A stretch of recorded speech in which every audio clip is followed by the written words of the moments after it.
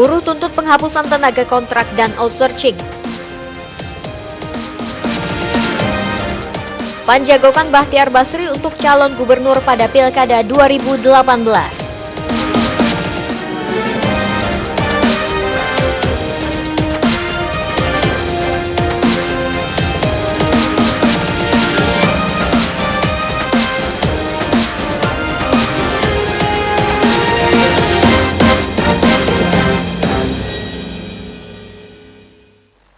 Selamat sore pemirsa, kita berjumpa lagi dalam iNews Lampung Sepekan. Sore ini kami menyajikan informasi menarik tentang berbagai peristiwa serta dinamika pembangunan di Lampung. Unjuk rasa buruh di Lampung akan mengawali informasi sore ini. Pekan ini, buruh berunjuk rasa. Mereka menuntut penghapusan sistem tenaga kontrak dan outsourcing. Selain itu, kami juga akan mengetengahkan sejumlah berita tentang memanasnya suhu politik di Lampung menjelang pemilihan gubernur 2018. Pemirsa, bersama saya Verly Siandini, inilah iNews Lampung Sepekan selengkapnya.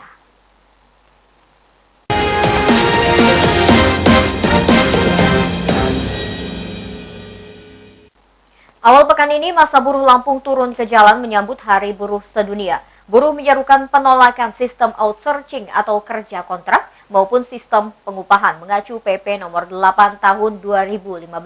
Tuntutan buruh ini sudah disampaikan berkali-kali.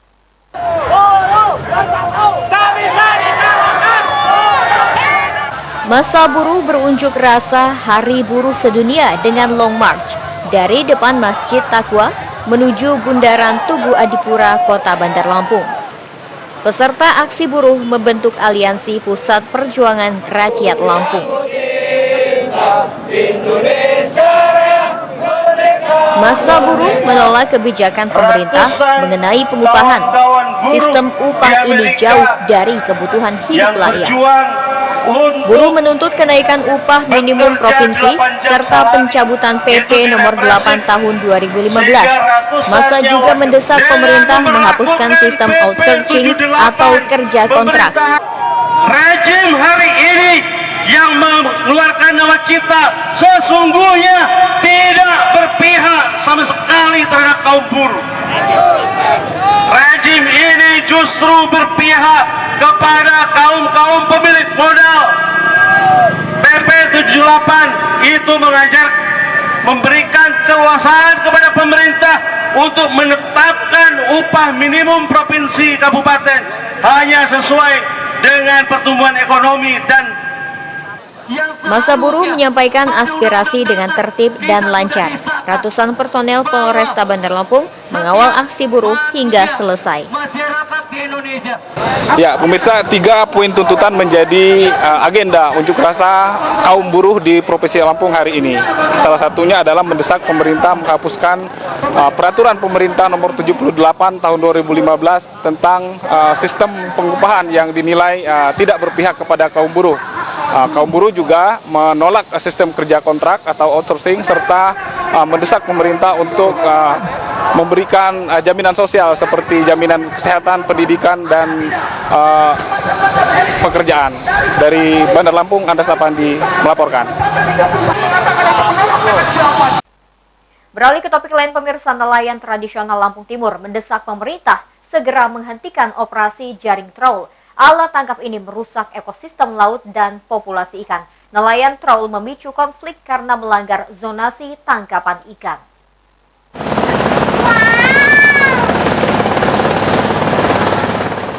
Nelayan tradisional Lampung Timur kembali memprotes maraknya operasi jaring trawl.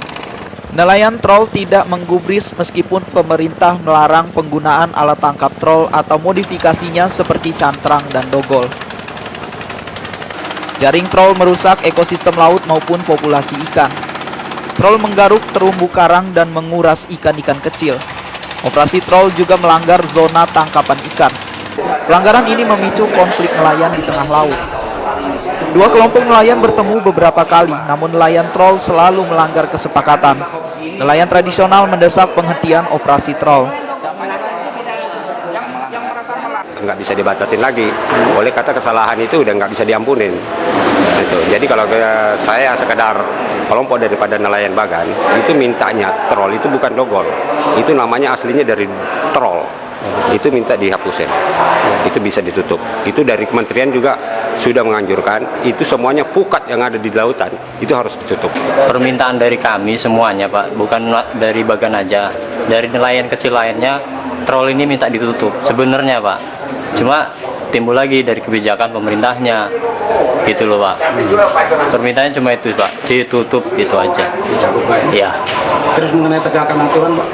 Nah, untuk tegakkan aturan untuk di wilayah sini khususnya, ya ini tadi tidak ada dari penegakan hukumnya. Seharusnya mereka keluar, harusnya kan dia lapor. Ini biasa-biasa aja, di pos itu tidak ada laporan. Kepala Unit Pelaksana Teknis Dinas Perikanan Tangkap Lampung Timur, Johan, mengakui operasi alat tangkap ikan tidak ramah lingkungan.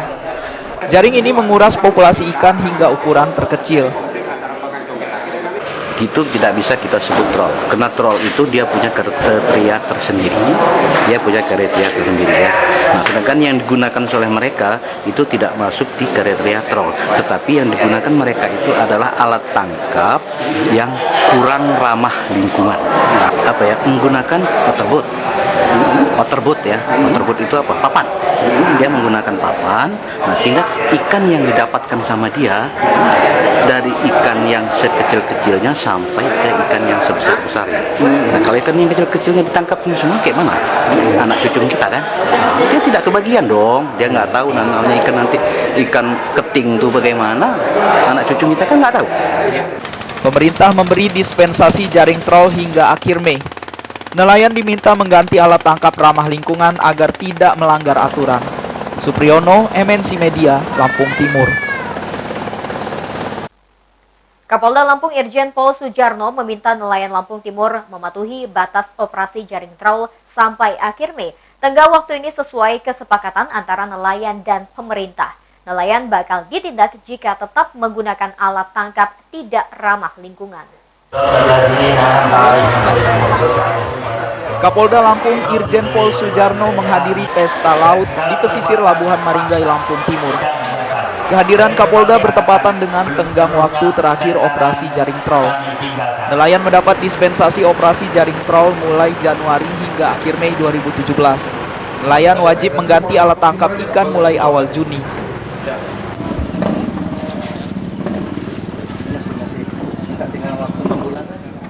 Kepolisian bakal menegakkan aturan penggunaan alat tangkap ikan. Jaring troll terlarang karena merusak lingkungan dan populasi ikan. Kapolda Lampung Irjen Pol Sujarno menghargai kesepakatan pemerintah dan nelayan soal dispensasi jaring troll sampai akhir Mei. Terkait dengan penggunaan jaring troll itu, saya mengacu kepada apa yang menjadi kesepakatan sementara. Sampai bulan Juni itu menjadi batas toleransinya seperti itu. Tapi pemerintah daerah juga sedang mengupayakan untuk dikomunikasi dengan Kementerian KKP supaya bisa diperpanjang terkait dengan toleransi itu, karena ini juga terkait dengan masalah mata pencarian gitu ya. Kalau mereka dihentikan begitu saja, misalnya dia mau mencari makannya seperti apa, misalnya seperti itu juga menjadi bagian yang masalah sosial yang harus kita pegang. Polri tidak semata-mata langsung melakukan penegakan hukum, tapi juga kita mendukung kebijakan pemerintah daerah, pemerintah pusat supaya lebih sinergi. Polda Lampung menempuh pendekatan persuasif dan menangani kasus jaring troll. Nelayan troll diminta menghindari konflik dengan memberi ruang tangkapan ikan kepada nelayan tradisional. Supriyono, MNC Media, Lampung Timur. Pemirsa, setelah pesan-pesan berikut ini kami kembali dengan informasi lain di antaranya. Penjagokan Bahtiar Basri sebagai calon gubernur pada Pilgub 2018.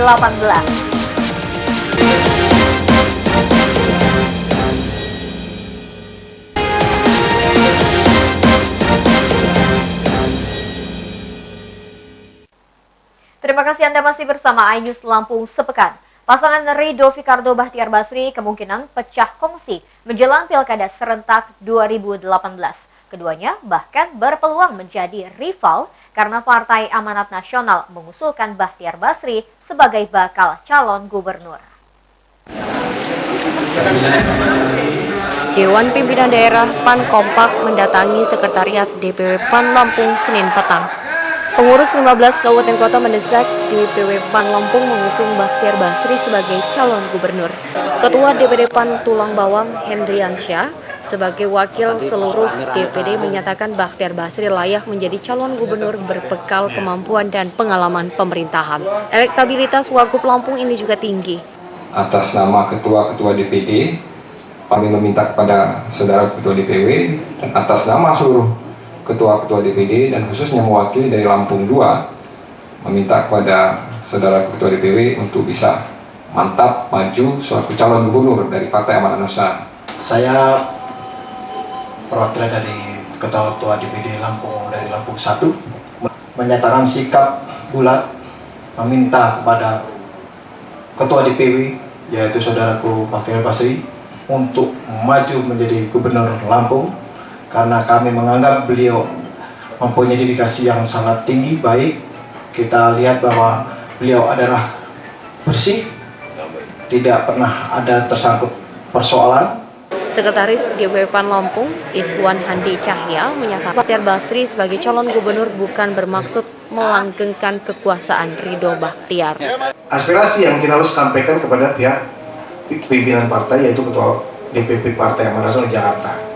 Aspirasi ini adalah bentuk komitmen dukungan partai, seluruh komponen partai dari jajaran DPD seprovinsi Lampung ini untuk menggeliatkan partai PAN untuk berkiprah di Pilkada serentak 2018.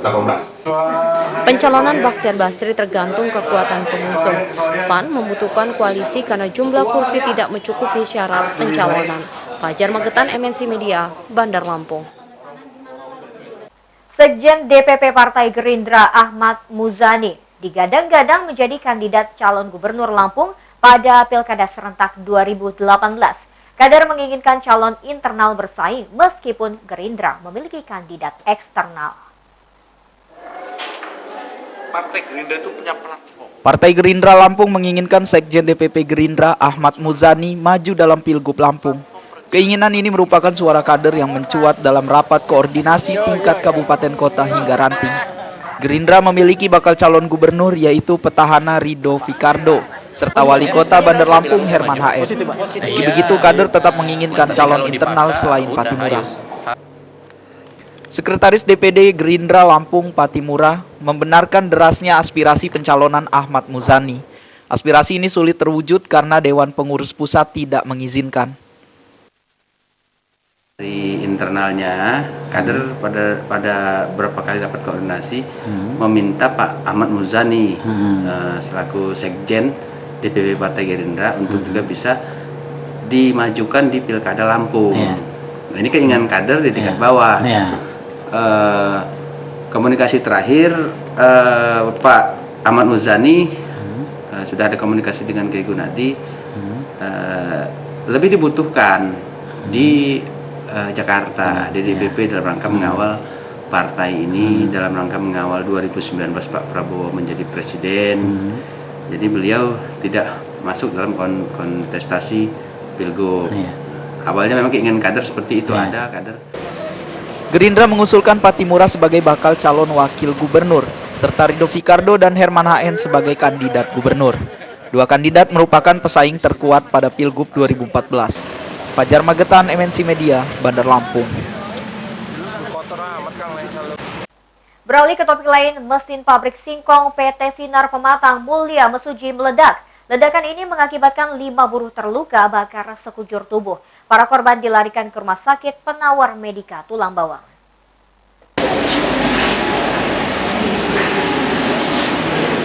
Lima buruh menjadi korban ledakan mesin pabrik singkong PT Sinar Pematang Mulia di Desa Agung Batin, Kecamatan Simpang Pematang, Mesuji.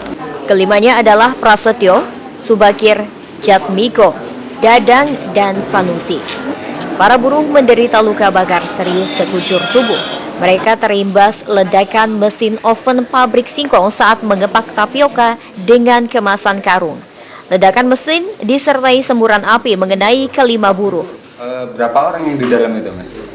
Kalau di dalam sih banyak, tapi kan dia larinya nggak keluar. Ada 7 orang lah. 7 orang. Tapi dia larinya ke dalam.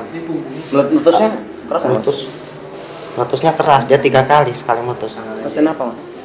Oven. Ovennya. Oven sawit itu yang tukar buat ini. Oven tapioka. Oh yang tapiokanya. Itu Mbak, sabar ya. Korban ledakan dilarikan ke Rumah Sakit Penawar Medika Tulang Bawang. Semburan api mengakibatkan kulit melepuh dan menghitam. Hasil pemeriksaan menyatakan para korban menderita luka bakar 80%.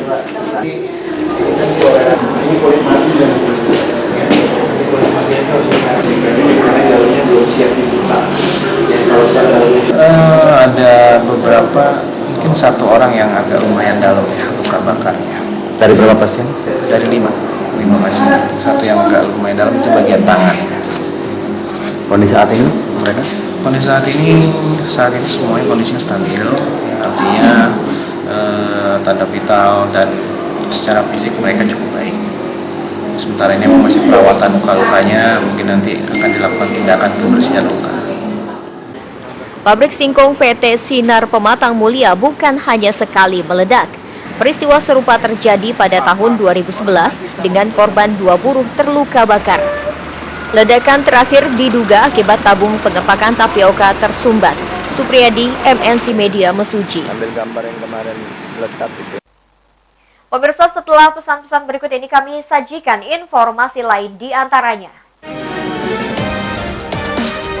Pelajar Lampung Utara masih melakukan konvoi motor untuk merayakan kelulusan.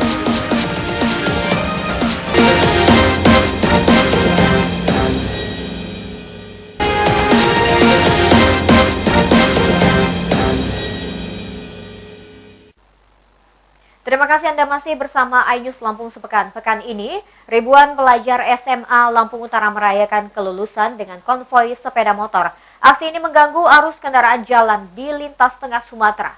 Polisi terpaksa menggelar razia karena upaya pembubaran gagal. Banyak, perjalanan hari masih banyak, masih bisa melaksanakan pendidikan. Ribuan pelajar SMA Lampung Utara melepaskan euforia kelulusan dengan konvoi sepeda motor. Mereka berkendara ugal-ugalan di jalan lintas tengah Sumatera serta ruas jalan protokol Kota Bumi. Aksi pelajar ini mengganggu arus lalu lintas. Peserta juga berkendara tanpa mengenakan helm. Karena ini, adik-adik ini kalau melaksanakan kegiatan ini mengganggu kegiatan di jalan umum dan mengganggu kegiatan bapak-bapak masyarakat yang sedang melintas baik di jalan umum maupun di jalan Sudirman. Imbauan pembubaran konvoi tidak digubris. Polres Lampung Utara berusaha melokalisasi peserta konvoi agar keluar jalan protokol. Upaya ini pun tidak berhasil. Polisi terpaksa menggelar razia karena peserta konvoi makin ugal-ugalan dan mengganggu aktivitas masyarakat. Aksi kejar-kejaran tak terelakkan hingga konvoi kocar-kacir. Habis ini rencananya mau kemana? Habis kelulusan? Kalau saya sih mau kuliah, kerja. Dia mau jadi pemulung? Enggak, saya mau jadi pengacara. Polisi tidak menduga konvoi sepeda motor melibatkan ribuan pelajar. Euforia kelulusan tingkat SMA biasanya hanya belasan kendaraan. Pengumuman kelulusan kali ini bertepatan dengan Hari Pendidikan Nasional. Haryadi HK, MNC Media Lampung Utara. Ujian nasional tingkat SMP di Lampung Utara berjalan lancar. Meski begitu, mayoritas peserta diliputi ketegangan hingga hari ketiga. Siswa tampak terbebani selama mengerjakan soal-soal matematika dan bahasa Inggris.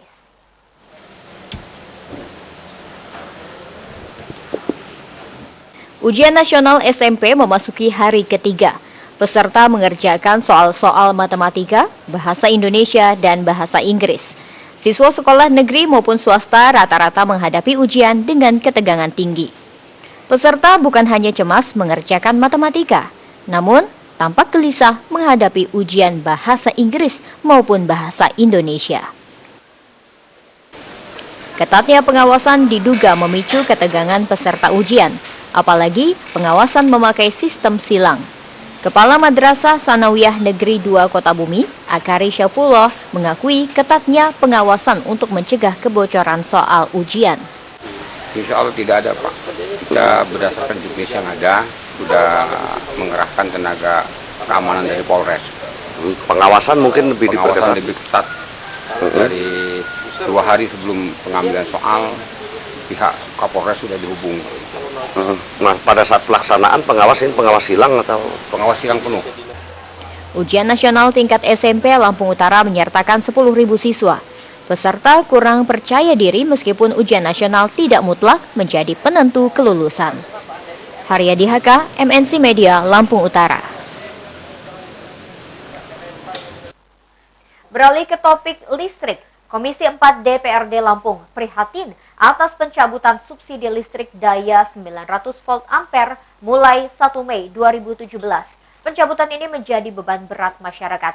Dewan meminta PLN memperbaiki pelayanan agar konsumen mendapatkan keadilan. Pemirsa, informasi tersebut sekaligus mengakhiri iNews Lampung sepekan hari ini. Saya Verly Siandini mewakili kru yang bertugas undur diri. Terima kasih atas perhatian Anda. Selamat sore dan sampai jumpa. Pemerintah mencabut subsidi listrik daya 900 volt ampere dengan dalih perbaikan pelayanan konsumen. Alasan ini belum sepenuhnya diterima masyarakat karena pelayanan PLN faktanya belum memuaskan. Anggota Komisi 4 DPRD Lampung Watoni Nurdin mencontohkan kasus pemadaman listrik terus berlangsung. Pemadaman sering mendadak atau tanpa pemberitahuan kepada konsumen. Kebijakan ini jelas merugikan pelanggan. Dalam sejumlah kasus, pemadaman listrik merusak peralatan elektronik hingga memicu kebakaran. Watoni Nurdin meminta PLN menghormati Undang-Undang Perseroan dan Undang-Undang Perlindungan Konsumen. Masyarakat atau konsumen berhak menggugat ke ranah hukum jika PLN tidak memperbaiki pelayanan. Adanya sebuah persoalan-persoalan yang dihadapi, tetapi itu tidak ditanggapi dengan baik. Tetapi mereka mendapatkan persoalan baru, misalnya sekarang dengan ditariknya subsidi terhadap penggunaan yang 900. Di satu sisi, ada kemungkinan ini merupakan regulasi yang harus dilakukan memang untuk menstabilkan tingkat ketersediaan energi listrik dengan peningkatan pelayanan. Tetapi apabila konsumen melakukan kekeliruan sedikit, maka PLN akan melakukan pemutusan. Tetapi ketika PLN melakukan kesalahan yang cukup merugikan masyarakat, tidak ada sanksinya begitu. Nah, ini juga sisi keadilannya itu juga harus dipikirkan kembali oleh pemerintah untuk membuat regulasi yang berimbang. DPRD Lampung memanggil PLN Lampung untuk mempertanyakan interkoneksi jaringan listrik Sumatera Selatan dan Lampung. Interkoneksi bisa mengatasi defisit daya listrik dan mencegah pemadaman mendadak seperti sering terjadi. Fajar Magetan, MNC Media, Bandar Lampung.